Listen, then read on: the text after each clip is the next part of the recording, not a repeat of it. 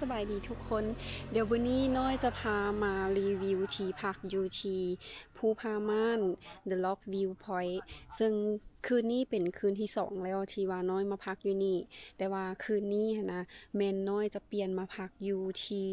เขาเจ้าเอิ้นว่าที่พักของแคปซูลเดี๋ยวจะพาไปเบิ่งข้างในและบรรยากาศโดยรวมตอนแรงของมื้อนี้ว่าจะเป็นแนวใด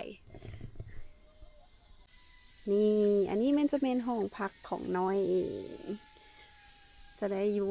เบอร์หนึ่งเลย เป็นห้องทำอิฐ เดี๋ยวเข้าไปเบิ่งข้างในกันเลย ตัวนี้มันจะเป็นที่พักสำหรับ2 คน เพราะว่ามันจะมีอยู่2 เตียง ขออภัยในความห้องอยากหกนิดนึง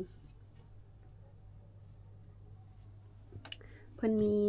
อำนวยความสะดวกให้เกือบว่าทุกอย่างเลยนี่ตัวนี้มันจะเป็นถุงผ้าอาบน้ำส่วนถุงผ้าอาบน้ำตัวนี้มันจะมีให้ครบมาเลยบ่ว่าจะเป็นถุงใส่ครีมอาบน้ำใส่เครื่องสำอางหรือว่าจะมีเป็นผ้าเซ็ต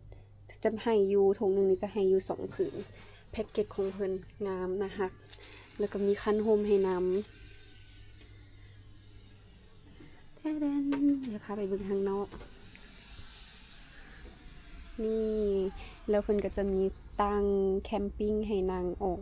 กมานั่งเล่นอยู่โซนข้างนอกนำห้องพักอยู่บนนี้แม่นสามารถเบิ่งเห็นวิวตัวข้างนอกนี้ได้แบบเกือบว่าเห็นดีแม่นเกือบว่าเห็นดีเกือบหมดทุกอันเลยตรงนี้มันจะแม่นห้องน้ำตัวนี้มันจะมีแต่เฉพาะห้องน้ำที่ว่าเป็นห้องน้ำไว้ทายหรือว่าไว้เข้าเฮ็ดส่วนตัวของเขา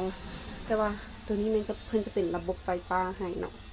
ส่วนห้องน้ำอาบแมนจะอยู่โซนด้านนอกมันจะเป็นห้องน้ำรวมเสียดายบุกี้ลงไปอาบน้ำบ่ได้ให้เบิ่งแท้ดังอันนี้ก็เป็นวิวโดยรวมของที่พักของเฮาถือว่าโอเคงามมักแฮงมักตัวแคปซูลนี่แฮงเมื่อวานนี้มันไปพักอยู่ตัวที่มันเป็นเต้นแต่ว่าเดี๋ยวจะมีคลิปแยกรีวิวให้อีกตื่มเธอหนึ่งสำหรับไผ่ที่จะมาแนะนำเลยงามบ่ผิดหวัง